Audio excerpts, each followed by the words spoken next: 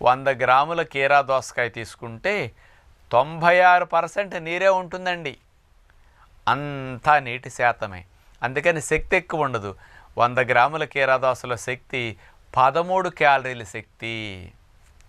అంటే కేజీ కీరా దోసకాయలు కనుక మనం తిన్నామంటే 130 క్యాలరీల శక్తి మాత్రమే వస్తుంది. మరి 130 క్యాలరీలు అంటే మీ ఇంట్లో వేసుకునే పెద్ద ఇడ్లీ ఉంటుంది చూసారా, లేకపోతే పెద్ద హోటల్స్కి వెళ్ళినప్పుడు ప్లేట్కి 2 ఇడ్లీలు ఇస్తారు చూసారా, ఆ సైజు ఇడ్లీ 130 క్యాలరీలు ఉంటుంది సుమారుగా. అంటే ఒక ఇడ్లీ ఒక తక్కిళ్ళలో వేసేస్తే ఒక పక్కని ఇంకో పక్కన కేజీ కీరా దోసకాయలు ఇస్తే సమానం అన్నమాట. ఒక వడ తీసుకుంటే 130 క్యాలరీలు ఉంటుంది.